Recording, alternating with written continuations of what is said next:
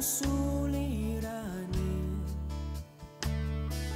lahat ay aking kakayanin, pagkat ikaw ay kapiling. Subukin man ng panahon, mananatili sa'yo,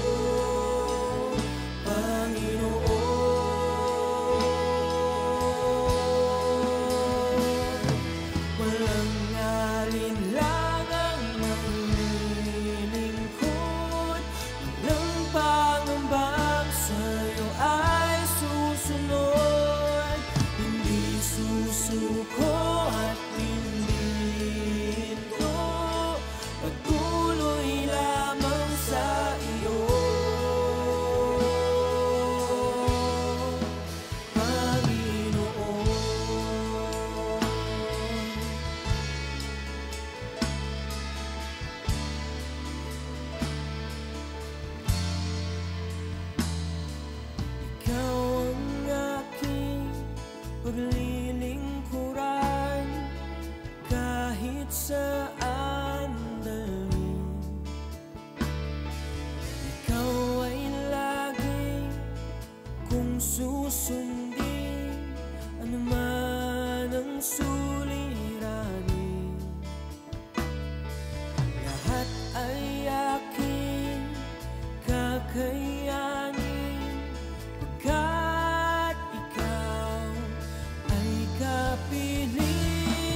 Subukin man ng panahon, mananatili sa'yo, Panginoon.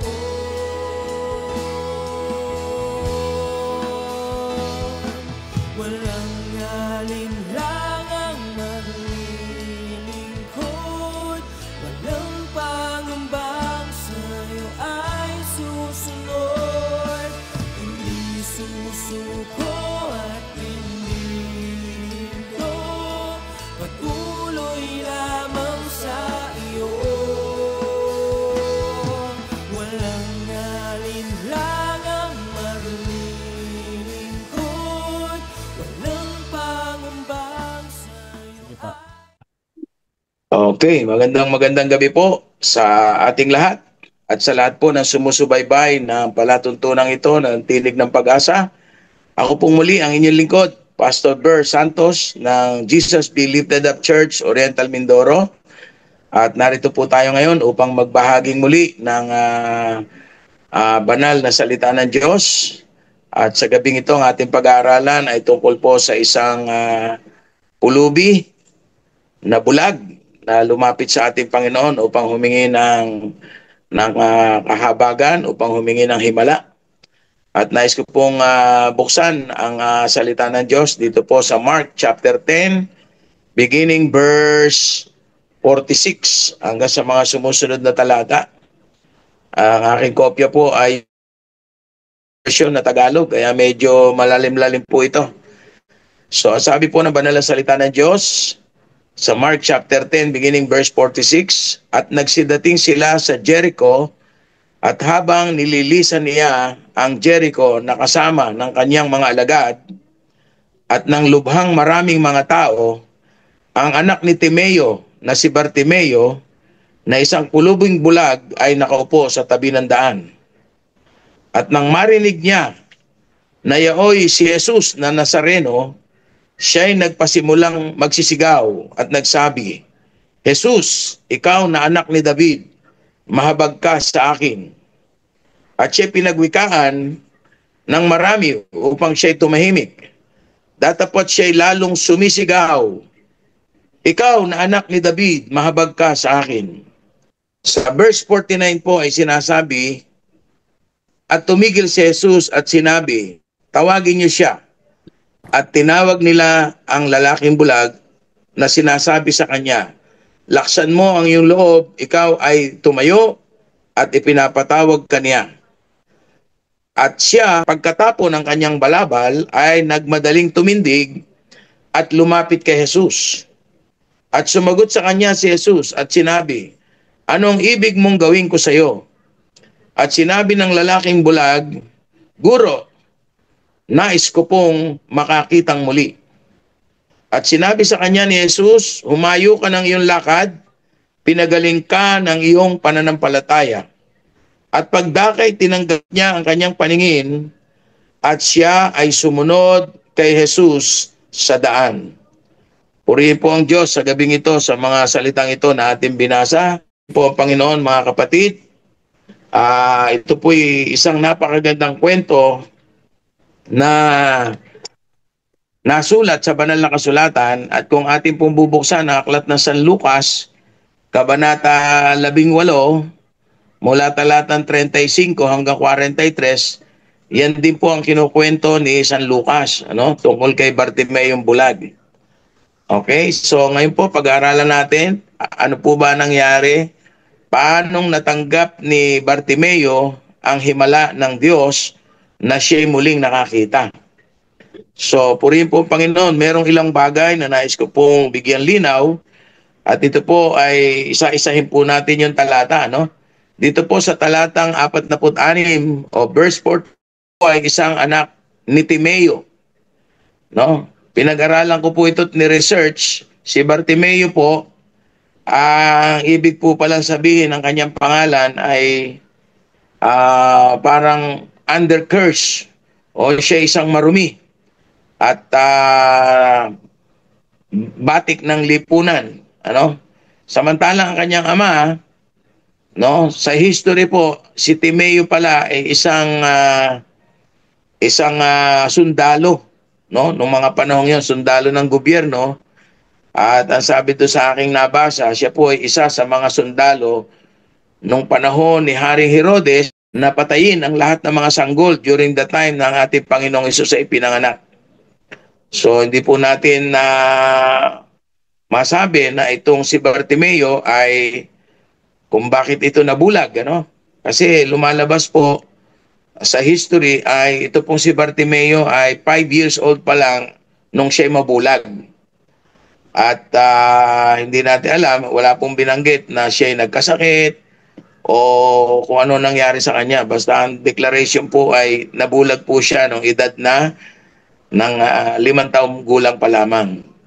So, being blind, sabi po dito, during that time, was culturally and traditionally considered unclean, itong si Bartimeo, and excluded from the society.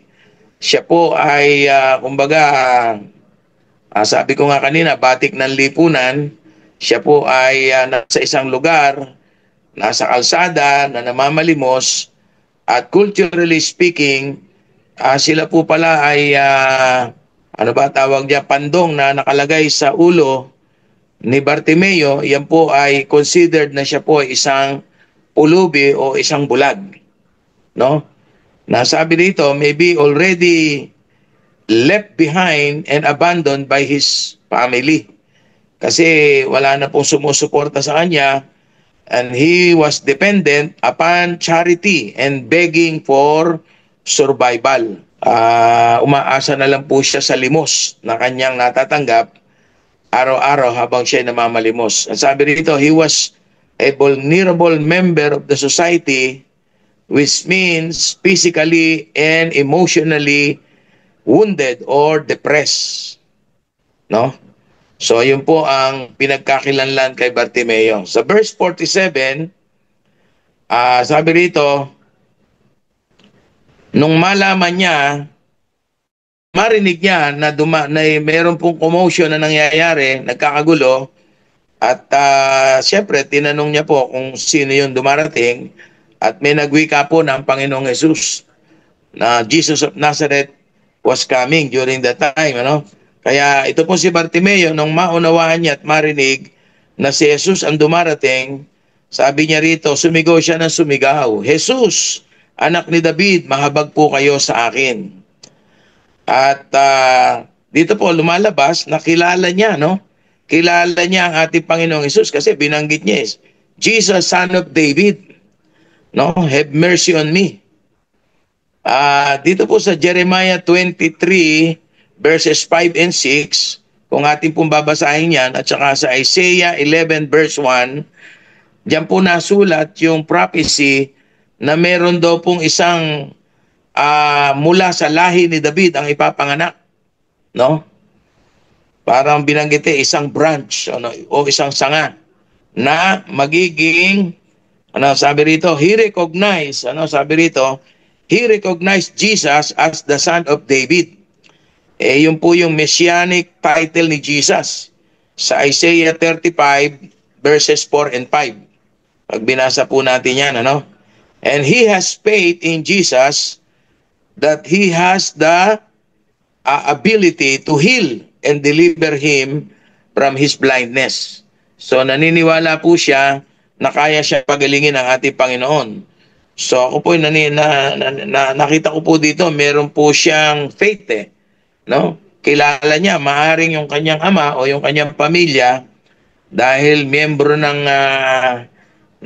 sundalo ng gobyerno, alam nila yung batas. So dito pa lang lumalabas na kilala ni Bartimeo itong si Jesus of Nazareth, So meron po siyang persistence.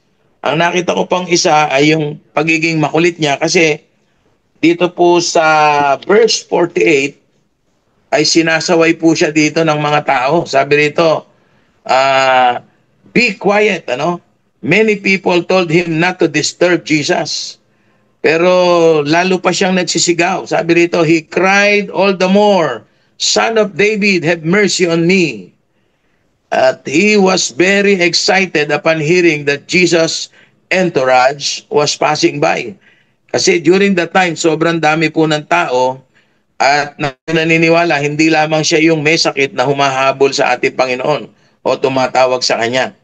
Pero sabi niya rito, dahil iyon po yung kanyang last recourse, na dahil dumadaan ang ating Panginoon, siguro iniisip niya na yun lang yung kanyang chance na ma-meet si Jesus at matanggap ang kagalingan. Sabi rito, at siya pinagwikaan o pinagsabihan ng marami upang siya'y tumahimik. Datapot siya'y lalong sumisigaw, ikaw na anak ni David, mahabag ka sa akin. He need to raise his voice above the other people, around him, asking for help. So lalo pa siyang nagsisigaw. Kahit sinasaway siya ng mga tao, ay lalo pa niyang nilakasan ang kanyang pagsigaw. At sabi rito, Son of David, have mercy on me. Sumisigaw po siya. Alam niyo, sa ating panahon, marami pong tao gusto rin lumapit sa Diyos, pero meron ding humahadlang. Naalala ko po kahit sa Bible merong mga bata na lumalapit sa Panginoon. Siguro para magpa-bless, kahit yung mga alagad, binabawalan sila. Pero sabi ng Panginoon, huwag niyong bawalan yung lumalapit sa akin, lalo na yung mga bata, sapagkat sa kanila naghahari ang ating Panginoon o ang Diyos. So yun po, nagpumilit siya at sabi rito, Bartimaeus was making a messianic declaration and he had faith to recognize who Jesus was. At sa verse 49, tumigil ang ating Panginoong Hesus, Sa dami po siguro na nagsisigawan o humingi ng tulong sa Kanya, narinig niya po ang sigaw nitong si Bartimeo. Kaya sabi rito sa verse 49, tumigil ang ating Panginoon at pinatawag siya. Sabi ron, Jesus stopped and said, tell him to come here. Binigyan siya ng pansin ng Panginoon at hindi siya binaliwala. So sa ating panahon po, mga kapatid, kapag tumatawag talaga tayo sa Panginoon ng buong puso, with our boldness, ang Panginoon po ay nakikinig.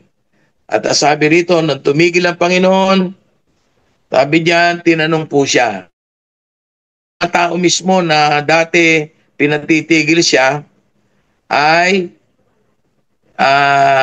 sinabihan naman siya ngayon ng lakasan mo loob mo. Come on, sabi rito, rise up. Jesus is calling you now. Lakasan mo loob mo, tumayo ka ngayon at pinatatawag ka ng Panginoon. So, meaning to say, itong time na ito na nung una sinasaway po siya ng mga tao, pero ngayon pinalakas nga ang loob at pinalapit sa Panginoon. Pinayagan siya lumapit. Yung pong word na sinabi ng Panginoon na tell him to come here, alam niyo po, ito po ay very applicable po sa ating panahon. No? Tell him to come here. Sino po inutusan? Ang mga alagad ng Panginoon. At sa panahon nating ito, tayo po ito. Tayo po yung mga tao na pinagtitiwalaan ng Diyos at inaasahan ng Panginoon na tatawag sa mga taong nangangailangan sa Kanya. Sino po itong mga taong ito? Ito po yung mga broken people. Ito po yung mga may pangangailangan, may sakit, may karamdaman, may problema. Pwedeng pinansyal, pwedeng emotional. At ang sabi ng Panginoon, tell him to come here. Tawagin niyo siya at papuntahin niyo rito. So tayo po sa ating panahon ay meron po tayong napakahalagang role na ilapit sa Panginoon ang mga taong nangangailangan katulad ni Bartimeo. At nung magkaharap po ang Panginoon at si Bartimeo, sabi rito, meron pa isang nangyari eh. Inalis ni Bartimeo yung kalukbong, yung cloak na nasa kanya. And that cloak, sabi rito, is symbolizing sickness, curse, or uncleanness. No?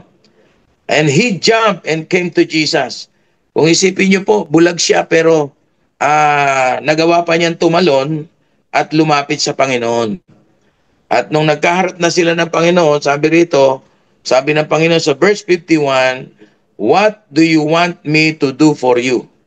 Ano ang gusto mong gawin ko sa iyo? Sabi ng Panginoon. And when Jesus knew what Bartimaeus wants to be healed, Jesus wants us to communicate with Him through prayer. Alam nyo, sa totoo lang, walang nalilihim sa Diyos. Alam naman niya pangangailangan natin. Pero bakit tinanong pa si Bartimeo na tinatanong kung ano gustong gawin sa kanya? Kung sa atin siguro yun, pwede natin sabihin na, Panginoon naman, nyo na nga akong bulag. No? Pero dito po, wala naman sinabing ganun si Bartimeo. Sabi niya, gusto ko pong makakitang muli. I want to see again. No? So, ibig sabihin, si Bartimeo po ay hindi dating bulag. Ano? At nabulag nga lamang po siya, gaya ng akin nabanggit sa history, 5 years old po siya nung nabulag. Pero, sa verse 52, nando po yung himala, ang sabi ng Panginoon, humayo ka at pinagaling ka ng iyong pananampalataya. So, kumbaga, pinayagan na ng Panginoon na si Bartimeo ay umalis. Umalis. Sabi, makakaalis ka na, pinagaling ka na iyong pananampalataya. Go! Go your way, for your faith has healed you, sabi rito. Pero sabi ng Bible, instantly, the man Bartimaeus received his sight and got healed miraculously. No? At meron yung last statement po do sa verse 52, ang sabi diyan, he followed Jesus, no? Pagkatapos siyang gumaling, he followed Jesus down the road. So ano po ibig sabihin ng mga kapatid? Sa halip na si Bartimeo ay umuwi o umalis na siya, ang sabi rito ay sumunod po siya sa ating Panginoon down the road. Yung pong down the road na yan sa panahon natin, yan po yung field. Marami pong mga tao sa field ngayon na nangangailangan ng kagalingan, ng himala, ng katubusan sa mga kasalanang nagawa. At yan po'y nangyari na nung ang ating Panginoong Hesus ay napako sa krus. Pero bilang tayo po'y mga alagad ng Panginoon, kailangan po natin silang tawagin. Kailangan po natin silang samahan. So, ano po ang dapat natin gawin? We should decide now to follow Jesus. No? Kahit ano po mangyari. So, ang ating pong conclusion, una, ang nakita po kay kanyang pagkakilala sa Panginoon, yung kanyang pananampalataya. Pangalawa po, yung persistence niya, no? Na siya'y nananampalataya na kayang gawin ng Diyos ang himala at siya'y pagalingin. Okay? And then, yung pong miracle healing na tinanggap niya na ang sabi ng Panginoon, because of your faith, you were healed.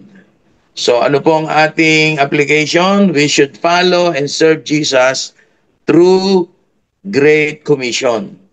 We have to follow Jesus, which is the true expression of our gratitude and thankfulness to Him. Dahil pinagaling si Bartimeo at bilang siguro pagtanong ng utang na loob o pasasalamat sa Panginoon dahil sa kanyang natanggap na himala, ay sumunod siya at naglingkod sa Panginoon. So marami pong mga lingkod ng Diyos sa Biblia na matapos gumaling, yung iba ay naglingkod, yung iba naman nagsiuwi. Naalala ko yung 10 ketongi na pinagaling, isa lang yung bumalik. Pero dapat po pala ang gayahin natin yung isang bumalik. Na pagkatapos niyang pagalingin ay hinanap niyang muli ang Panginoon, siya ay nagpasalamat at hinanda ang kanyang sarili na maglingkod sa Panginoon. So tayo po ngayon mga kapatid, ano po ba ang gusto nating hilingin sa Diyos? What do you want to experience with the Lord? What do you want to see? What do you want God to do for us? Kailangan po ba natin ng kagalingan? Kailangan po natin ng himala ng Diyos? Kailangan natin ng katugunan sa ating mga panalangin? Kailangan po ba natin ng anointing mula sa Panginoon? Yung gifts of the Holy Spirit? And so, ang kailangan lang po, sundin natin ang Panginoon. Maglingkod po tayo sa Kanya. At sabi ko nga, lagi ko po sinasabi sa mga kapatid natin, kung sila'y gumagawa ng mabuti, ipagpatuloy po ito at lalo pang pagbutihin. Okay? So, purihin po Panginoon. Ang important lessons na ating natutunan kay Bartimeus ay yung kanyang pananampalataya, yung kanyang katyagaan o yung kanyang pagiging makulit, persistence to meet and see and experience the miracle of God. So, ang message po sa atin, hindi tayo dapat mag-alala kung ano man ang sasabihin ng ating kapwa, kung tayo man ay pinipigilan, huwag tayong papigil. Alam niyo po, nung kami po ay nasa UK, halos isang buwan po kaming mahigit doon. Every now and then, kapag kami po'y lumalabas, naghahanap kami ng mga kababayan natin na masisiran at mapapatanggap kay Lord. At salamat sa Diyos, sa dami po nung aming nasiran na napatanggap sa Panginoon. At yung iba po sa ngayon ay pinapalo pa po nung ating mga kapatiran doon sa UK. At yung iba po ay dumadalo na sa gawain. So, salamat sa Panginoon. So, sa oras na ito, nais ko po kayong ipanalangin at tayo po ay maging buhay na patotoo sa lahat ng bagay na ating na-receive, na-experience sa Panginoon. Pagkatiwala po natin sa Diyos sapagkat siya ang higit na nakakaalam at maging mabuti po ang ating tugon sa Panginoon. Tayo po ay maglingkod sa Kanya. So sa oras pong ito, tayo po ay manalangin. Dakilang Diyos, Amang Banal, kami po ay lumalapit sa at nagtitiwala. Nananampalataya po kami na kayo po ang aming Diyos na makapangyarihan sa lahat, na nagpagaling kay Bartimeong bulag at nakita mo po ang kanyang pananampalataya, ang kanyang tiyaga, ang kanyang pagpupumilit na makaranas ng himala galing sa iyo. At salamat o Diyos sapagat lahat ng tumatawag sa iyo, tinutugon mo Panginoon at nakita mo ang aming puso kung paano kaming tunay na nagtitiwala, nananampalataya at umaamin na kung wala po kayo, wala kami magagawa. Kaya salamat po sa oras na ito at bilang tugon, Lord, sa mga bagay na ginagawa mo sa aming buhay, maglilingkod po kami sa iyo, hahanapin namin ang mga kaluluwang nawawala at dadalhin namin sa iyong harapan kung sila man ay aming mga kapamilya, mga mahal sa buhay at ang mga taong nasa aming paligid. Salamat po Panginoon, nanampalataya po kami na lahat ng mga tao nakakapakinig ng katurong ito ay magiging hamon po ito sa kanila at sila ay maglilingkod din sa iyo dahil ang kalooban mo, ang kadakilaan mo, Diyos, ay walang kapantay. Salamat po, Ama. We honor you, Lord. We praise you. We bless your holy name, O God. This is our prayer with thanksgiving. In Jesus' name, everybody says, Amen. Amen. Magandang gabi po sa ating lahat. Ako pong muli ang inyong lingkod, Pastor Ber Santos ng Jesus Billit Tadap Oriental Mindoro ay bumabati ng isang magandang gabi and God bless you all. Good night. Ikaw ay lagi kung susundin, anuman ang suliranin. Lahat ay aking kakayanin, pagkat ikaw ay kapiling. Subukin man ng panahon, mananatili sa'yo, Panginoon.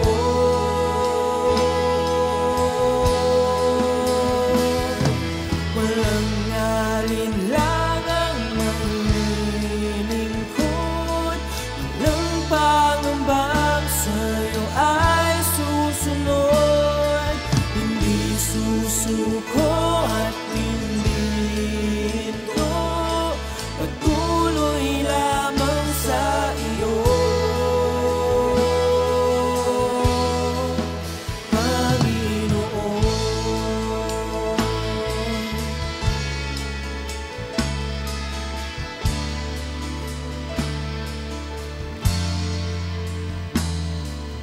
Ikaw ang aking paglilingkuran, kahit saan dalhin.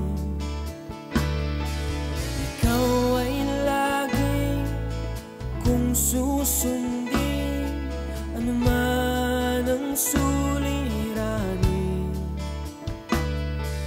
Lahat ay aking kakayanin, pagkat ikaw ay kapiling. Subukin man ng panahon, mananatili sa'yo, Panginoon.